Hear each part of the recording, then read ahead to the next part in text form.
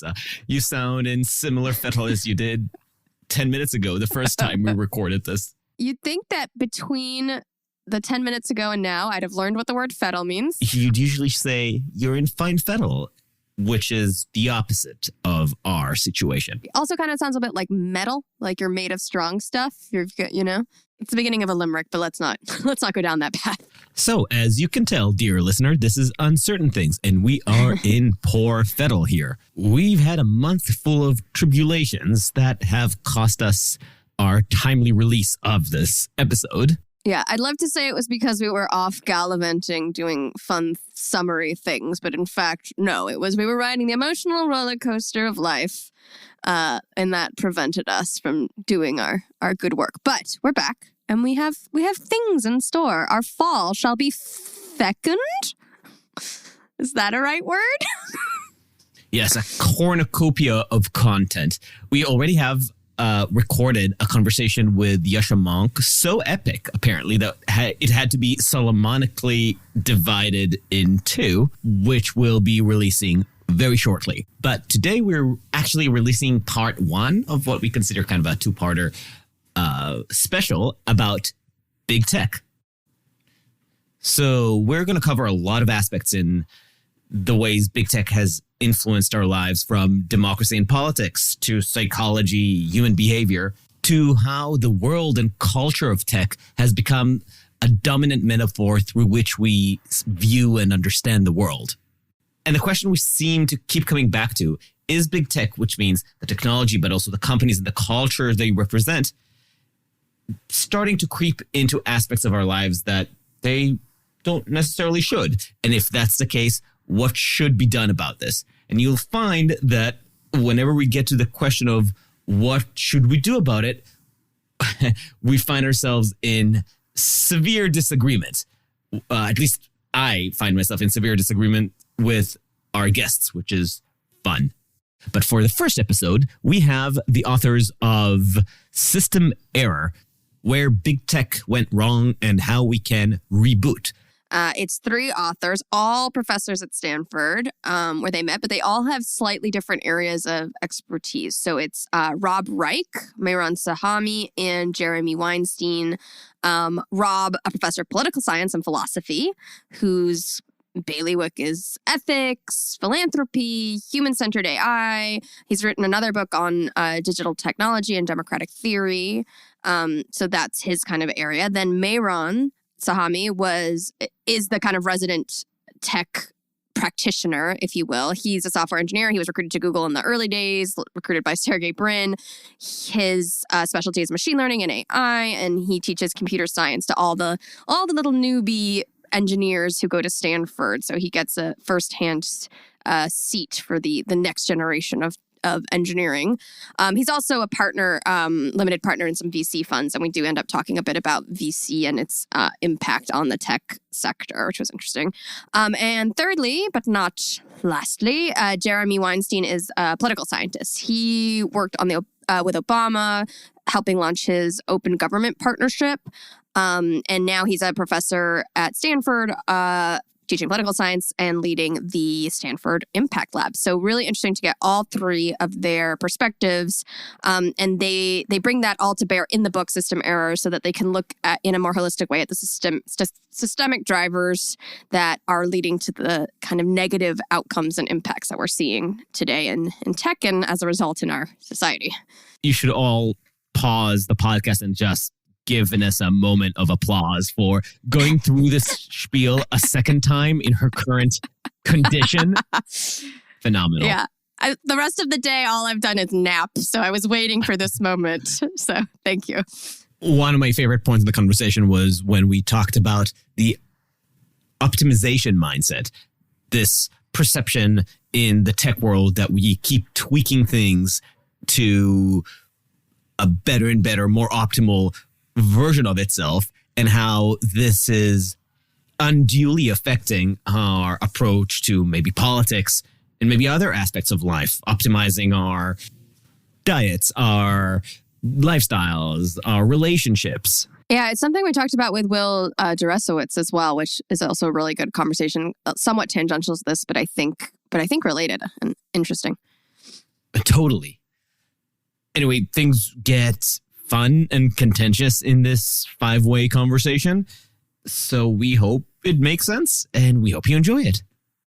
For now, we are Uncertain Things. We are on uncertain.substack.com or wherever you get your podcasts. If you want to support us, 5 stars on Apple Podcasts go a long way.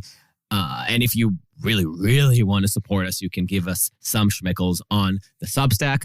We release some members-only content, slices from episodes, and the additional bonus material that we produce on occasion. But really, it's about showing that you are enjoying what we're doing and want us to do more of it. Yeah, that's uncertain.substack.com. And you can subscribe on the free tier, but if you want to help some jaded journalists out, then subscribe on the paid tier. And with that, Rob Reich, Mehran Sahami, and Jeremy Weinstein. So I want to just start off because I think one of the things that was interesting about reading System Error and hearing you all talk about this is that you, kind of like us, have been very frustrated with the narratives that you've seen around tech. Like, it was all tech boosterism at one point, and then it was all techlash. And from our perspective, it's been very frustrating watching these kind of binary narratives. And I think you all kind of shared that viewpoint that it doesn't have to be such a simplistic paradigm of good, bad companies, good, bad actors. In fact, we should be looking at this at a much more systemic level. It's like System Error, title of your book. And so I do want to just start diagnosing the systemic drivers that you all outline in the book. The things within tech that are causing the negative externalities that we are all experiencing. And let's talk about them in a way that isn't so simplistic. So let's maybe start with this optimization mindset. And I think all 3 of you, having been professors at Stanford for a while, have probably seen the optimization mindset infiltrating into the culture of Stanford and also Silicon Valley kind of more broadly. So would you mind first just describing the optimization mindset and then we can get into how you've seen it start to how you're seeing it manifest in the culture? All right, I'm going to hop in here right away because I feel like this has been, in certain respects, looming in the back of my head, not just for the time I've been writing this book and teaching with Jeremy and Mehran, but for a long time here on campus. So talking about maximizing and optimizing and obsessing over efficiency and productivity, for someone who's a philosopher like myself, is always going to set off a set of warning signals, warning bells. For the simple reason that optimizing and maximizing and efficiency is not in and of itself a good thing, because it all depends, whether it's good or not, on what you're optimizing for, what you're trying to make more efficient. So as I've been hanging out on this campus for a long time, and then getting to know people who first early as students, but then later as technologists, the kind of obsession with optimization, this special kind of superpower tool that they learn in a computer science department, always struck me as a weird thing to feel proud about. Because, in my judgment, it depends on whether or not what you're optimizing is itself good. So just to give an illustration of that, in the book, we use the simple example of Soylent, the meal replacement powder. And if you take a charitable approach to the inventors of Soylent, who were, of course, engineers from Silicon Valley, they thought they were optimizing for the body's nutritional needs. And let's assume that they knocked it out of the park and did it really, really well. That by drinking nothing more than Soylent, your body gets all that it needs nutritionally, and you couldn't do better by doing other things in terms of what you take into your body. Other things matter in life beyond the body's nutritional needs with respect to food. And so optimizing only for that goal is, in my view, and in the view of almost any ordinary person, a kind of mistake to think that it's the thing that matters most or the thing that matters at all. Because while it's fine to have Soylent once in a while, the idea that food is an inefficient way of delivering the body's nutritional needs, which is what they proudly say on their website, reveals the limits of the optimization mindset. But that's even itself just a small example. The one that really kind of set me on a path to think this was an urgent thing to write about, an urgent thing to think about, an urgent thing to teach about, was going to a dinner maybe 7 or 8 years ago in Silicon Valley, a kind of salon conversation among some big names who, when we assembled ourselves, said that the topic of the evening was, what would it mean if we could find a plot on Earth that was devoted to the maximal progress of science and technology? And there was kind of conversation about how we'd go about doing this, what plot of land. And about, 20 minutes into the conversation, I raised my hand as people were taking this very earnestly and what a great project it would be actually to go about doing this. And I asked, is this a democracy we're talking about here, this plot of land devoted to the maximal progress of science and technology? And most people said, absolutely not. Democracy holds back and slows down science and technology. This has to be a beneficent technocracy. So, the point of this optimization mindset as one of the core drivers is to say, optimizing is indeed a superpower for computer scientists and their technical approaches to various computationally specified problems to solve. Whether it's a good thing to have this optimization tool depends upon the objective, and technologists should have an equal attention to the worthiness of the objective as to the means of solving or promoting the objective. And then, if you think optimization is a lens with which to understand the world, and you project your optimization expectations on democracy as such, you fundamentally misunderstood what democracy is for, which is not about optimizing some social product, but about refereeing background trade-offs and different preferences and basically division between people who are otherwise equal citizens. So optimization mindset seen as a worldview becomes a massive problem. When it's contained to technical solutions, it's okay, but not even first best. It's just a means of problem solving. I'm actually going to hold off on this question of the relationship of optimization with democracy, and I would definitely want to bring Jeremy into that aspect. But I wonder if, Mehran, is that something that you've been seeing play out in your vicinity? Well, I think in industry, you see the direct effects of how that optimization mindset translates into products. And so many companies have things like key performance indicators, KPIs, or what are referred to as OKRs, objectives and key results. And basically what it is, it's a means for tracking how a business is doing. But the idea is, as the language specifies, if you're looking at performance indicators or you're looking at objectives, you need to specify what are the things that you think are important. And those become the things that employees try to maximize in the company. Things like the reward structure, bonuses they get, their salaries, promotions are all tied to these indicators. Yeah. As someone has gone through the OKR process, it's very soul crushing. Yeah, so you understand. Before we even go where optimization arguably doesn't even belong, like democracy and politics, when you're even talking about the industry where theoretically the value of optimizational thinking is, understandable when you're talking about engineering, what you're describing is the process where at some point you have to create proxies to proxies to proxies and show where you deliver results on these proxies to the proxies and lose track of any kind of value or long-term objective that you might desire. Right. And part of it is, the question of who gets to set these proxies. But if, a simple example of it is, even there's the issue itself of the proxy. You can have the objective you really care about, and then there's a proxy that's actually the measurable thing, which may or may not be an accurate description of the thing you care about. But even imagining that you get the objective function correct from your standpoint, there's a question of why does the objective function get chosen by a particular group of people who, have no recourse in some sense to accountability to a broader society. And a simple example of that we talk about in the book is YouTube at Google basically set a particular objective, which was to have people watch 1 billion hours of video on YouTube. And the question is, that's great from their standpoints in terms of product usage, in terms of revenue, because that means more ads that people are watching.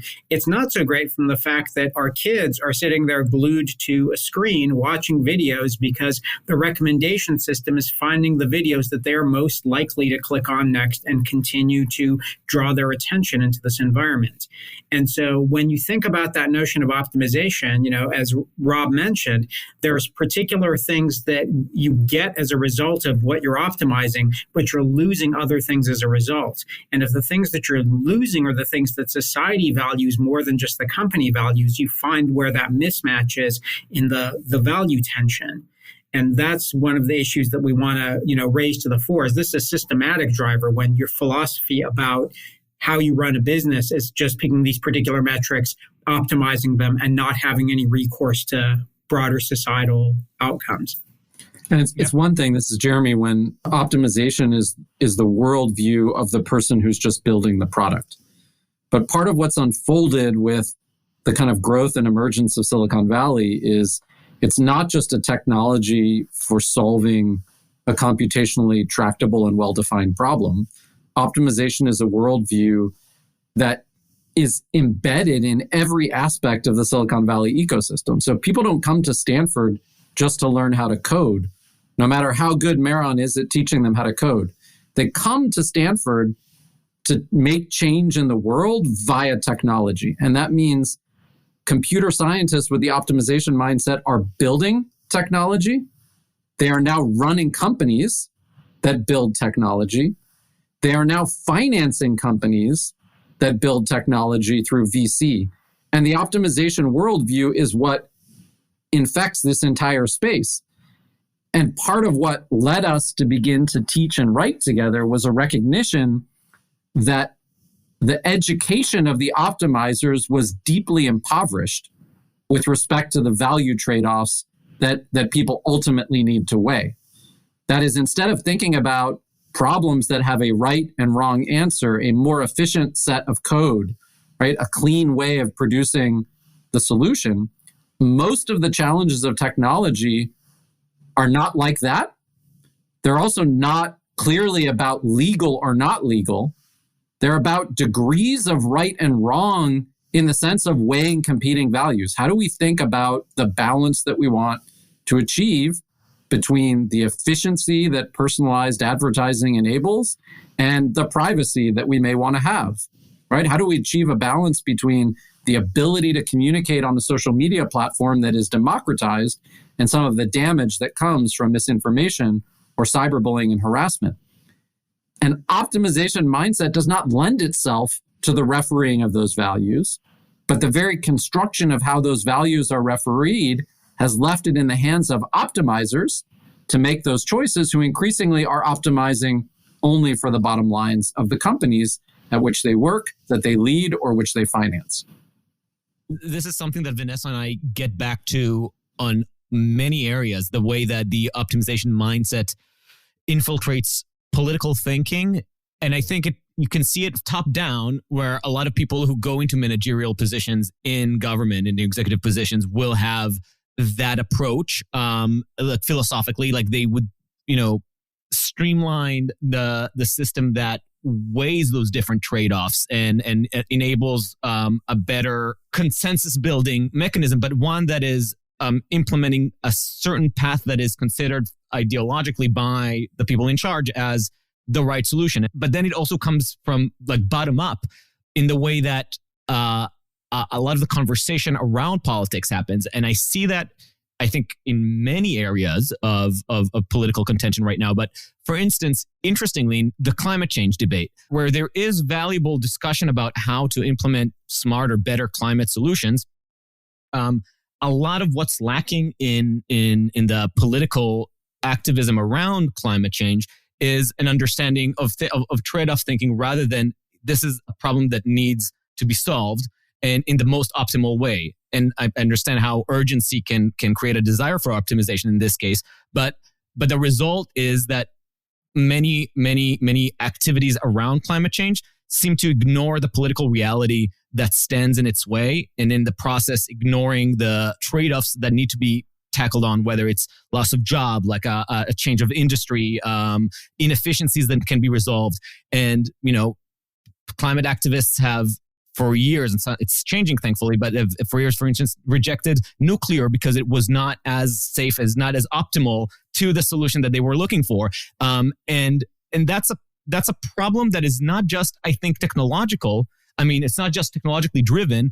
It's, I think, utopianist driven. It's a philosophy of utopian reality where you don't need to have trade-offs at all? I mean, I kind of want to respond to your provocation and sort of concern about the optimization mindset maybe infecting our political debate or government, and to say, I don't quite have that concern. And part of the reason I don't have that concern is, as Rob said earlier, like, democracy is not an optimizing technology. Democracy is an amazing technology. One of the things that we say to our students and in the book is, this is an extraordinary human invention that solves an age-old problem, which is how to get people who disagree with one another to live together without killing one another. Democracy is the most effective innovation to solve that problem that has ever been invented. But it is not an optimizing technology. In the context of political debates, when you see people making arguments about, well, we should invest these resources in something that's going to yield the highest social return or the most efficient way of delivering this outcome, by the very design of our democratic institutions, that argument has to be weighed against all sorts of other arguments, because the very structure of our political institutions demands that kind of multi-stakeholder engagement. The private sector does not have that dynamic. There is no check on the optimization mindset in the private sector. I will just answer to your provocation, to my provocation, and by agreeing with you completely. That is the core aspect of democracy, where it is by design. It forces compromise and it forces de-radicalization when it works correctly. The problem that I'm referring to is because the optimization mindset, I think, is so has so infected culture, and especially in a time that is hyper-polarized, you get an expectation of optimization, like, let's call it optimization on both sides, which leads to an anti-democratic impulse. And you see that's a bipartisan desire right now to reduce elements that require the friction in the system, in the democratic system, yes, that are de-optimizing. And now they seem to be a flaw. And you even see some twisted language calling any kind of friction-causing mechanisms in our system as anti-democratic, whereas to me, these are exactly the guardrails of a liberal democracy. Yeah. Dom, I just kind of maybe offer a redescription of what you've just said in the following way. Any utopianism, any aspiration for perfection is inherently anti-politics. It imagines a world in which we can be done with doing politics, which is about compromise, negotiation, and lots of stakeholders. And so maybe there are domains and you kind of like abstract idealizations in which we can eventually arrive at utopia. But for us fallen human beings, democracy and compromise and negotiation is just not merely realistic, but an incredible approach to solving this age-old problem. Yeah, this reminds me, we also recently spoke with William Deresiewicz. I don't know if I'm pronouncing his name right. His new book is great. I highly recommend it, The End of Solitude. And he talks a lot about this idea of utopianism infecting our culture and this kind of strain of anti-political thinking. And he also writes a lot about his students, because he's also a professor. They are kind of, I want to change the world mentality kind of as part of their ethos, but not necessarily knowing how to do it, and also kind of eschewing the humanities, which would theoretically give them a great foundation for how to actually change the world, but instead opting for, and as the universities are increasingly steering them towards, the more STEM, the more science, because that's the way you change the world. So I'm curious, from your perspective as professors, like what are you seeing in the students? What's the culture and mindset that they're bringing, and has it changed and shifted over time? Let me take this as Rob here. Let me take the first crack at that, because again, one of the things that I notice, and here I want to say something in praise of the mass migration of students at Stanford and elsewhere to STEM majors, or particularly to computer science. And so I'm in my early 50s, and when I graduated from university 30 years ago, I had never met someone early on who said, I can't wait to graduate so I can go become a management consultant. And yet, something like half of my graduating class applied to work at McKinsey or Bain or Boston Consulting Group, or Wall Street as another example of this. Now, those people were motivated by a variety of things, but they weren't chiefly motivated by the idea that this was the best way to change the world for the better. And one of the things which you might think of as a kind of unbelievable Kool-Aid that's been drunk by the 19-year-olds here at Stanford is that now they have the same type of potentially monetary, financial goals of making a lot of money, and they add to it that this is the best way to change the world. The thing that I think about them, however, is that they have something to say that's much better than the person who went to McKinsey or went to work for Goldman Sachs, which is that as someone who gets software, engineering skills, as a 23-year-old, your code rolled out to the product on Monday can actually affect the experience of billions of people if you work at a few big tech companies. Or the venture capitalists come down to campus to recruit you to be a founder at the age of 21. And you can then have a company grow in the space of 18 months to be massive. And so it actually is possible to have outsized effects, if this is the scale at which technology works, as a young person. And that's a fearsome power. And it's yet another reason why, Jeremy's line was, there's just an impoverished skill set that the 19-year-old gets. These technical skills are incredible and allow for influence at scale, unlike perhaps any other profession. But with that incredible social power ought to come a wider array of skills, a social, scientific, or policy orientation, as well as a philosophical or ethical one. So one thing I'd add as someone who, interacts on a daily basis with our technical students is, I wouldn't paint them all with the same brush. It's not like everyone's coming and getting a set of optimization skills and then going and figuring out how they're going to make the most money and, destroy the world in the process. There are many students who are very socially minded, who actually care about outcomes that they're generating. They think about, what kind of impact they're having in the world. The meeting I had prior to this was with, a student from our department who graduated just a few years ago, who's actually built a company that is basically focused on how do you get more of an ethical economic distribution of money to people who are labeling data, mostly in the global South. And, many of the companies that do that now are quite exploitive in the sense that the people who actually get paid to do things like data labeling or data generation get just pennies on the dollar for what these companies are paying for it. And they've created a structure in their company where the money just goes directly to the people labeling the data, right? They're offering, for example, in India, 50 times the minimum wage, right? It's not 150%. It is 5,000% of the minimum wage. And so you do get a lot of students that are socially minded that bring these power tools to bear. I think the question for us is when people get embedded into a particular structure, unless they're aware and take steps to think about how to mitigate some of the impacts of that structure that has incentives that push people in a particular direction, oftentimes related to monetization, most of the time related to profit making. Those are the places where students need to be more aware when they go into that structure. What are the roles that they can play? What are the bigger questions they should be asking? How they can make changes.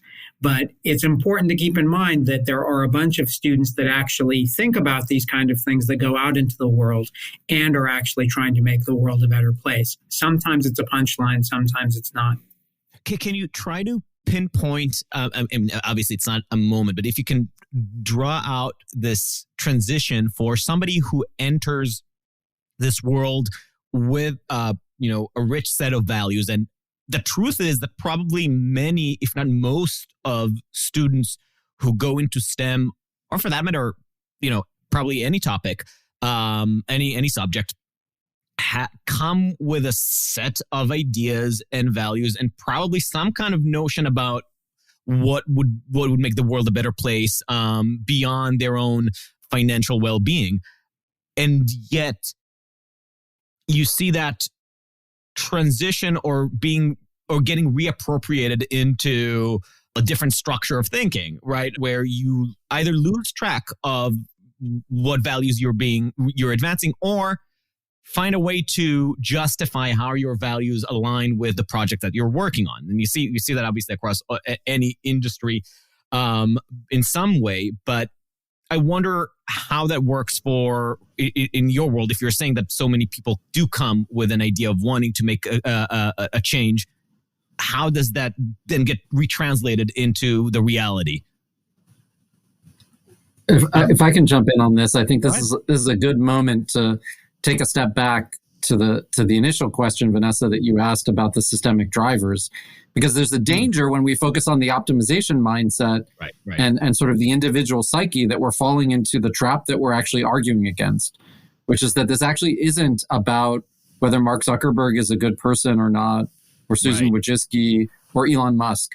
That these are people who lack values, and if we just gave them values, all would be better off.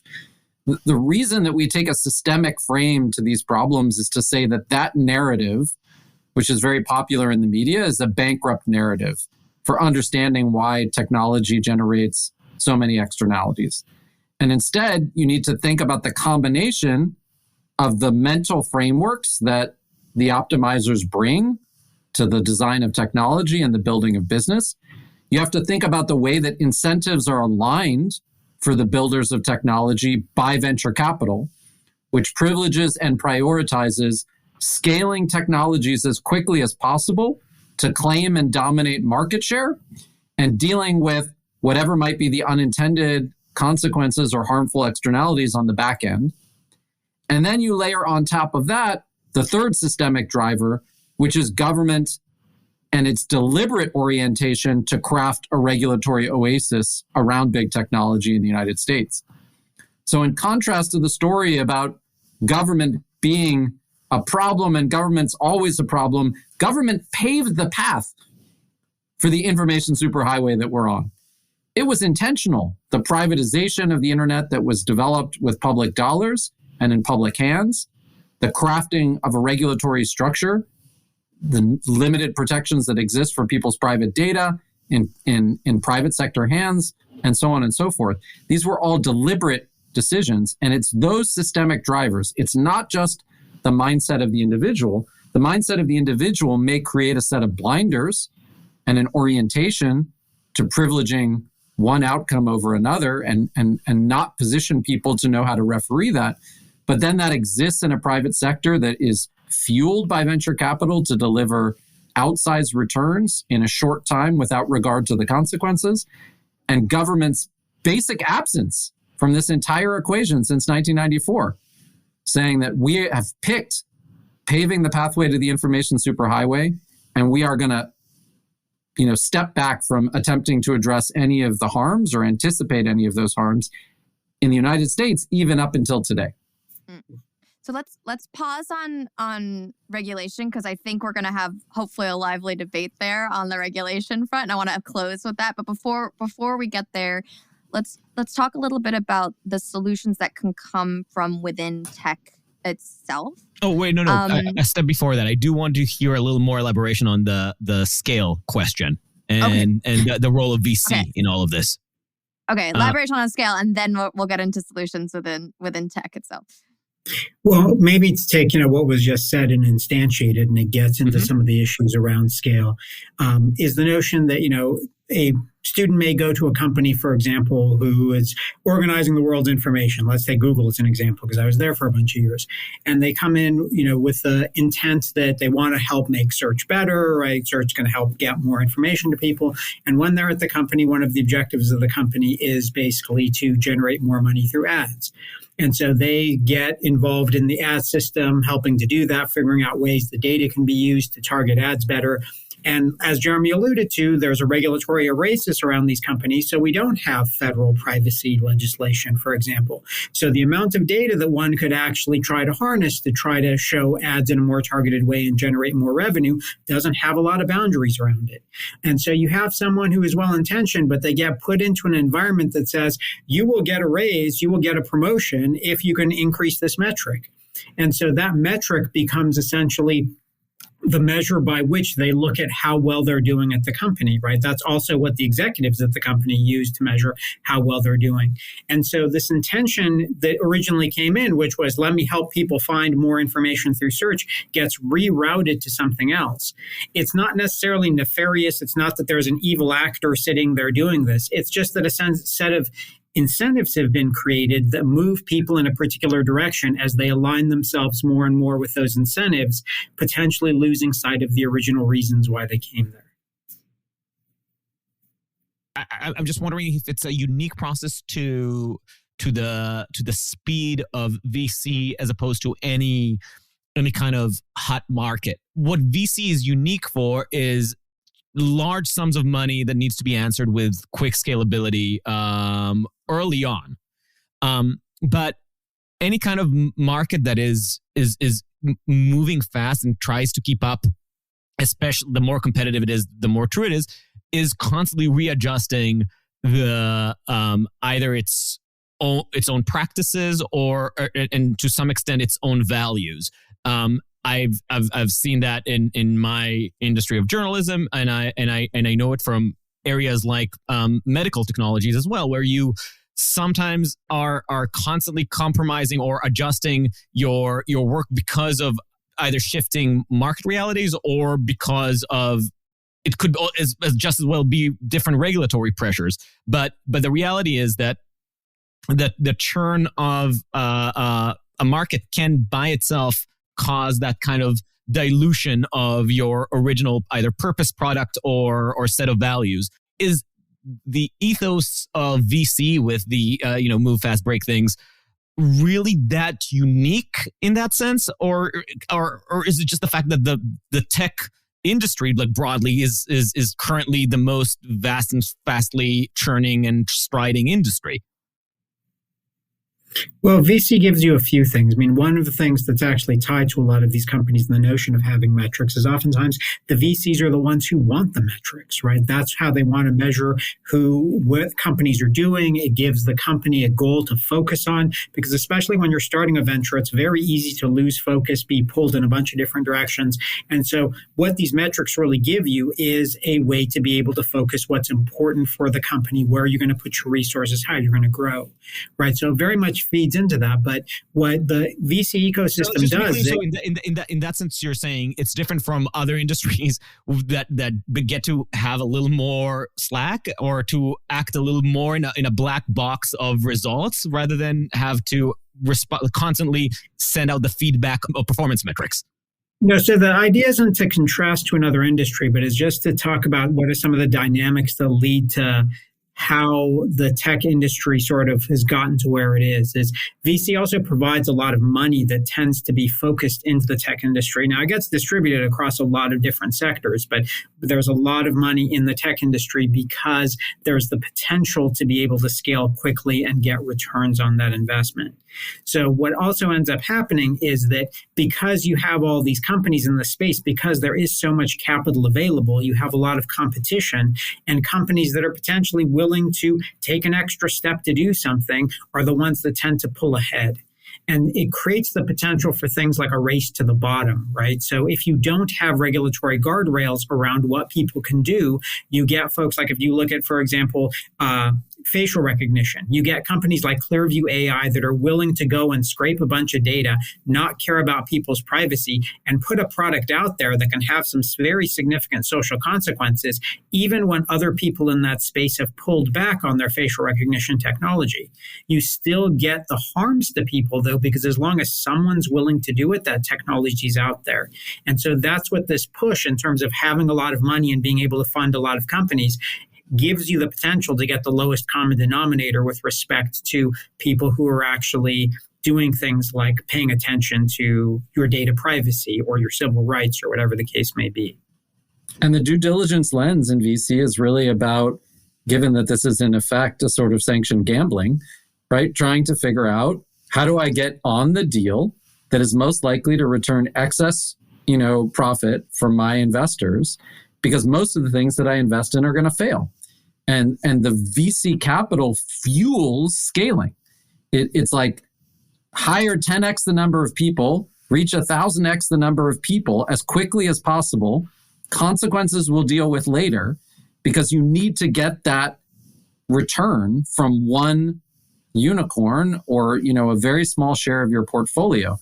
So, we see all of these examples like with the FTX collapse or the Theranos collapse, and people look at this and they say, well, didn't these folks do due diligence before they made these investments? And some people will say in response, well, you just don't understand VC, right? Like Theranos and FTX were winning trains, and you had to be on the winning train in order to yield the returns for your portfolio. And that's not to say there's no due diligence, but this dynamic that VC is playing in different ways than the other parts of the financial ecosystem just exacerbates some of the challenges that we described that stem from the optimization mindset. Yeah, so let's talk about in my mind, the only really effective way that we'll see change from within the industry in the absence of regulation.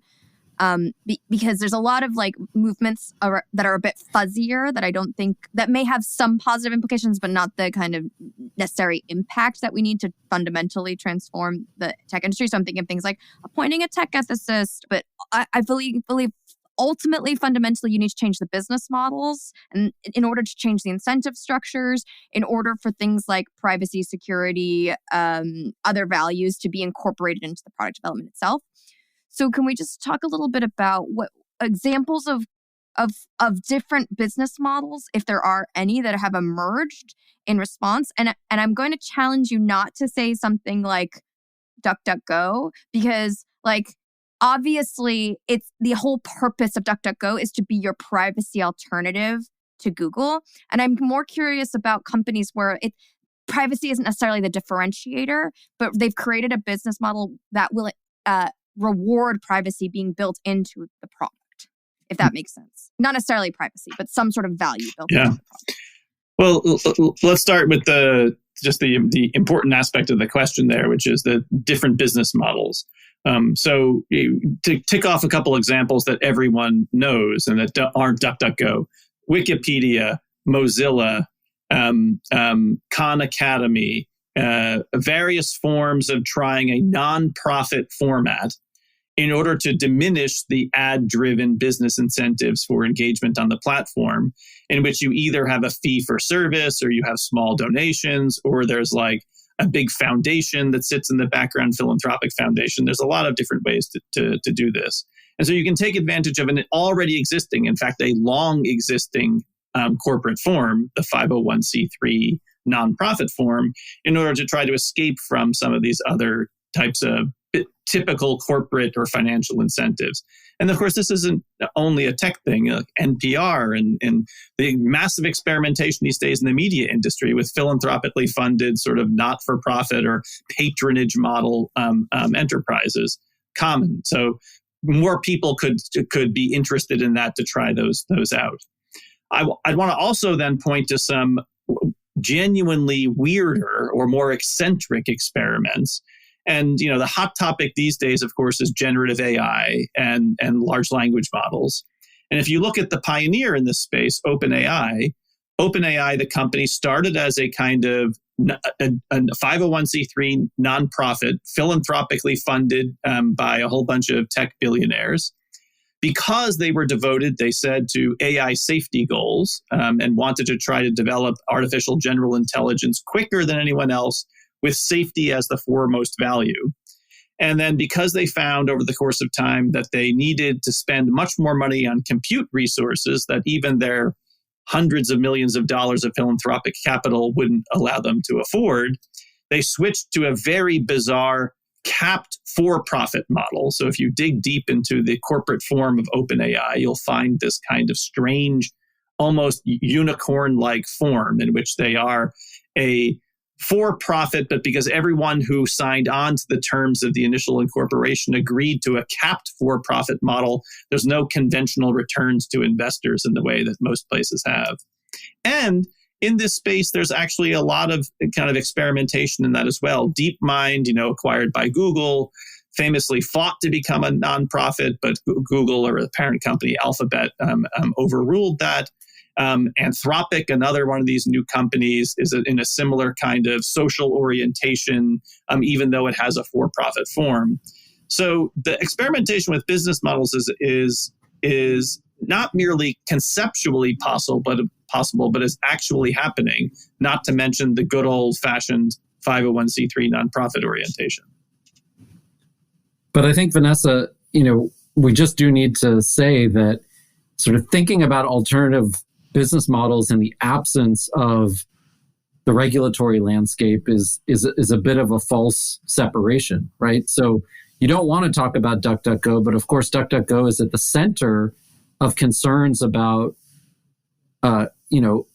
anti-competitive behavior in the European antitrust cases, right? So DuckDuckGo may look at the market and we think about, an open free market. Some people care more about privacy. Why isn't there a high quality search engine that doesn't rely on personalized advertising? And DuckDuckGo says, we want to provide such a thing, but all of the hardware and all of the systems pre-install, browsers, right, that are also owned by companies, right, that are building the hardware or building the operating systems. And so we can't get a foothold in the market. And that's anti-competitive behavior that in the absence of regulation prevents the emergence of alternative business models. So I don't think that one can just think in the abstract, well, why doesn't anyone just choose an alternative business model? Like the landscape of the market is always shaped by the existence or non-existence of guardrails. And that matters in this space as well. We had the CEO of Niva, which is another privacy protecting search engine, led by someone who left Google and has built his own platform. And of course, he wants to offer people the best search product possible. That is his goal and orientation. Privacy for him is an additional benefit. He wants a business model that isn't rooted to ad tech. But if you can't even get on a phone or you can't even get on a computer and you introduce all those transaction costs of you need to change the default, you need to download it, it's very hard to unstick the dominance of the particular search providers. It's interesting, and I think this is a good transition into the difficult question of regulatory solutions, because I have a theory that that I would argue gets borne out every day, that people don't really care about privacy, and that if they had, then we would see competition. And contrast that with the questions about speech that revolve the social media platforms, whether they are allowing hate speech on one hand or whether they are censoring voices on the other. People care enough about that. This has entered the political bloodstream. This is reaching the Supreme Court with the Section 230 case. We have that. We have legislatures on both sides of the political aisle thinking about competing and sometimes diametrically opposed solutions. But this has entered the democratic level of problem solving. Privacy remains flimsy because I think people realized, you know what? I guess as a 21st century human, I just don't care. And you could argue that this has probably been inculcated by the technologies that we use and the habits that we've developed because of them.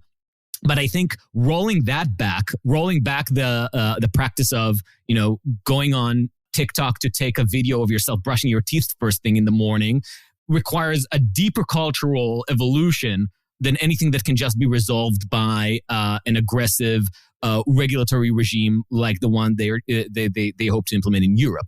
Or arguably, it is being implemented in Europe because European culture cares more about that. I mean, I guess I have two responses to that. One is to say that there's a lot of variation in how much people care about privacy, and that variation exists across individuals, and it also exists across contexts. And you have Europe leading 7 years ago on the generalized data protection regulation. You have California following suit with the California Consumer Privacy Act, right? So yes, people do care about privacy, but not everyone cares about it to the same degree. But you actually have lots of places where regulatory steps are being taken. I guess the other thing just to say is that social science has focused attention on what's called the privacy paradox, which is that people care a lot about privacy, but they don't behave in ways that are consistent with caring a lot about privacy. And you could say, well, maybe that suggests that people don't care about privacy, or you could recognize that the impediments to turning your privacy preferences into privacy protecting behavior are weighted in the direction of those who are extracting data from us. You have to change your privacy settings affirmatively, on every application, on every website that you go to. You have to read through 100 pages of legal documentation to figure out what data is going to be used for. This was not a system designed to help me as a citizen turn my privacy preferences into privacy reality. That's a good point. I'm still, I think, intuitively, and I'll need to think about it, and maybe I'll change my mind on that based on your point. But I'm still intuitively on the side that professing to care about privacy is a long way from the degree to which we really care about it. Sure, we care about it, but I mean, and sure, there are hurdles that make it difficult to actively care about it, but it's not impossible, and it is a good gauge for the extent that we care about it. Because when we do care about something for more than that, when we do have values that play into it, we see them actually take shape in our actions. And the way that people migrate between social media platforms express that. The way that platforms like, and obviously I'm going back to speech because this is my realm as a journalist, but the way that platforms like Substack have been able to change the way that an entire industry approaches its business models shows that when people are actively engaged in caring about will change their consumption habits. Whereas with privacy, they say, I'm meeting some difficulty, so I'm not sure I care that much about it. But I will say that it's true that we can only know for sure, obviously, once the hurdles are cleared, and then we can see how people really let their preferences be expressed. And this is an important thing, that when we are talking about the way you framed the question in your book, you frame it as the balancing between tech and democracy, and the question of whether democracy can catch up with tech. And the interesting thing about this is democracy actually contains at least three different dimensions in this definition. It contains the idea of the state as the regulatory power that is currently being stressed to keep up with tech. It also includes the public interest and the public preference side of democracy. And thirdly, it includes the liberal value aspect of democracy of having certain ideas that are outside the realm of voting and immediate preferences and things that we consider as higher principles that we want to ensure are being protected. So to the extent that privacy is one of those higher liberal values, then it doesn't matter if the consumer is too lazy to opt out of Google or whatever, or use Signal.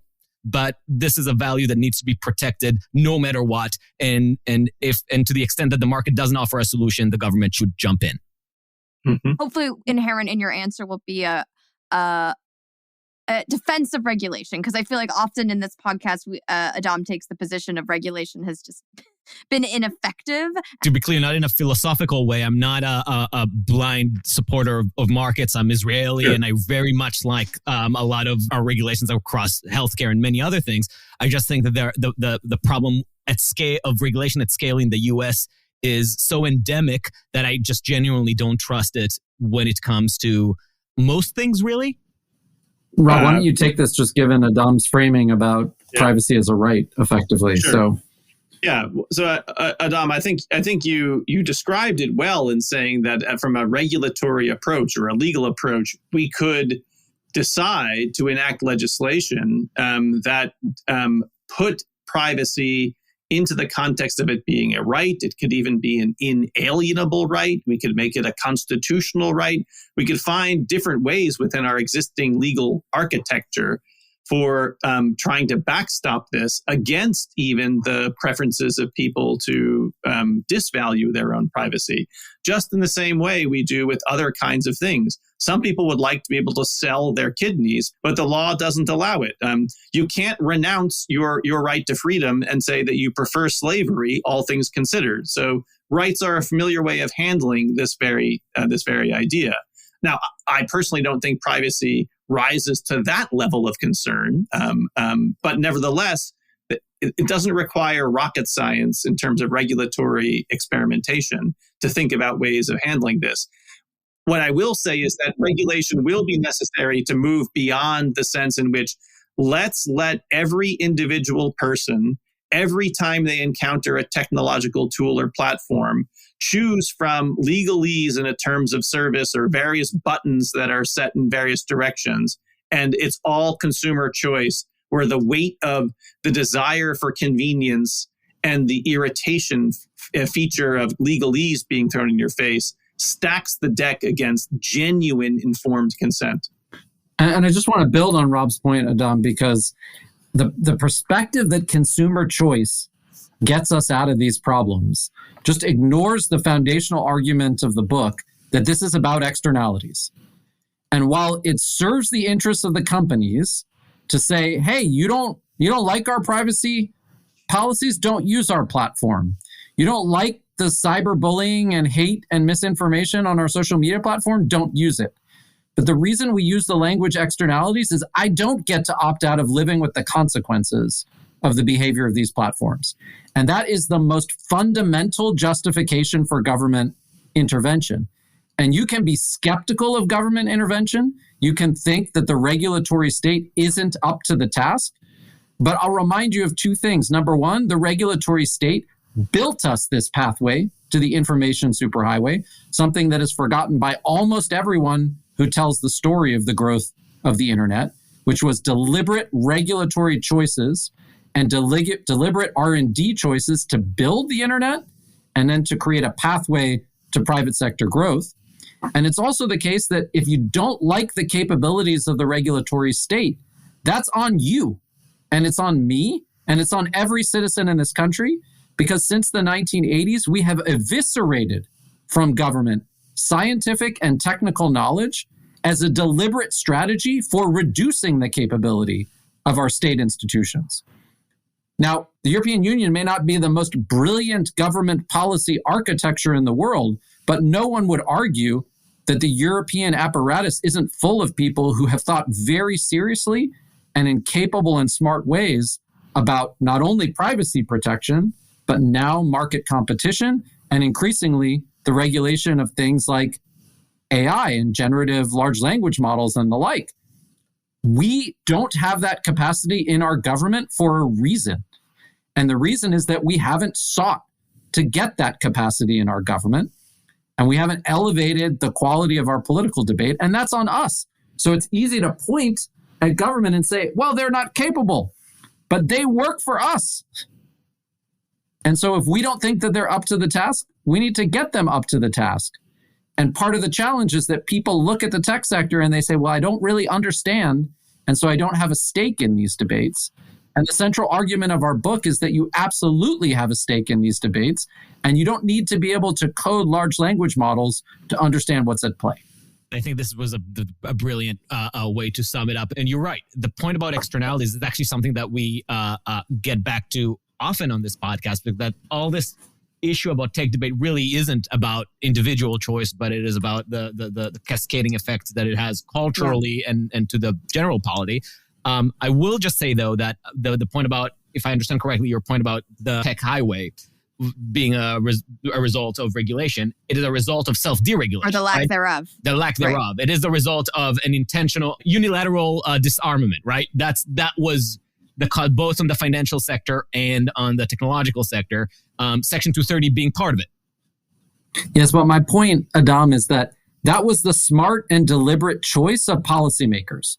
And so when people in Silicon Valley point at government and they say, you don't know what in the world you're doing, it was not a passive choice to pave the pathway to the information superhighway. It was a deliberate choice.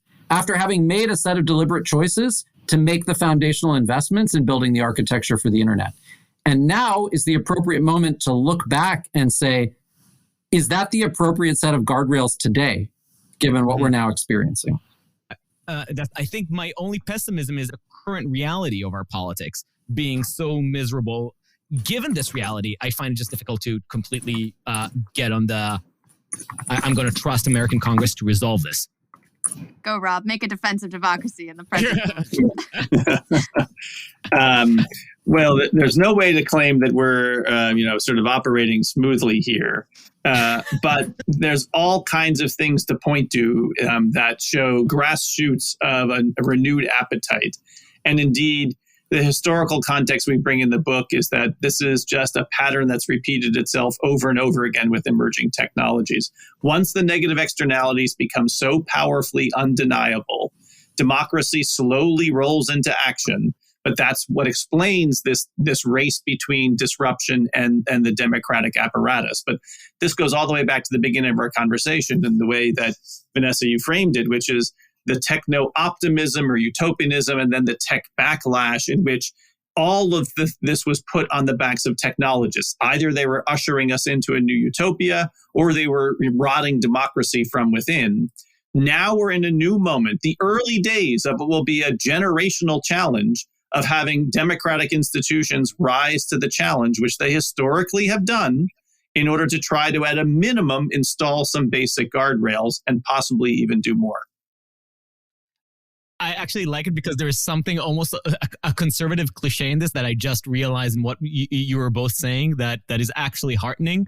It's the way that we were talking about the harm to democracy has until now has been, us in the media has been very passive, as in like, oh, you're going to save our democracy, or why are you ruining our democracy, as opposed to, like you said, Jeremy, that's on us. Democracy is us, and like it's pick yourself up by the bootstraps, people. Like, get your democracy in order. Yep. And last thing here, to be genuinely hopeful, like hanging out with 19-year-olds who look at people like Greta Thunberg or the Sunrise Movement and see actual living models of people their age doing the sort of thing that John Lewis did 50 years ago during the Civil Rights Movement as a young person in order to kick democratic institutions into motion. That is indeed happening in front of our eyes here.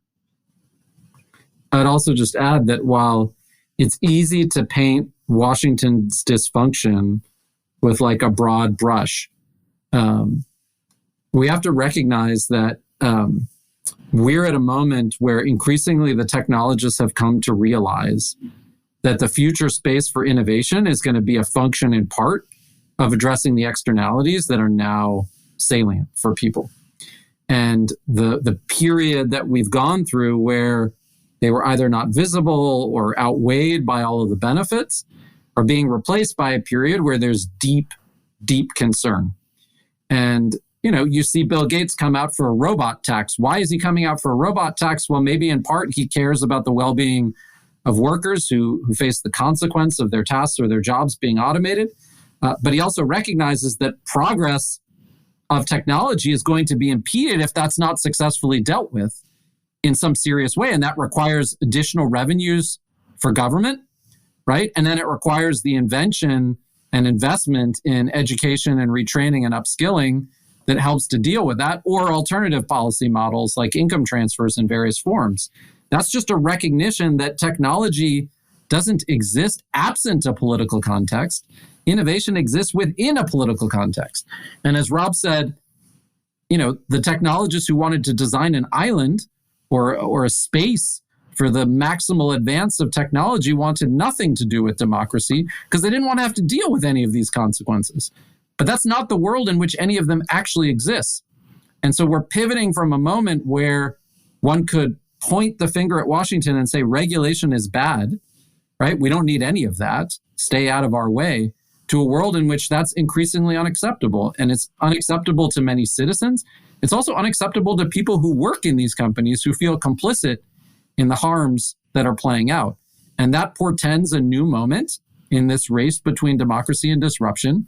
In this last Congress, you had 5 well-informed tech regulation bills that passed the House and that plausibly could have passed the Senate. So we are on the verge, not just of low-hanging fruit, but serious engagement on these issues. And I don't think it is decades in the future. It's years in the future where, at least in the US, we finally get a breakthrough. All right. Regulation is coming. You heard it here. All right. Thank you all so much for being here. This was really such a great conversation. And I know we ran over, but I really appreciate it because we were really getting into it. Yes. I appreciate you playing really games. Interesting. Thanks so much for inviting us. Thank you for listening to Uncertain Things. We're at uncertain.substack.com or wherever you get your podcasts. If you want to support us, give us a 5-star review on Apple Podcasts or share us with your friends and enemies. We promise to give you more episodes soon. We promise. Until next time, stay safe.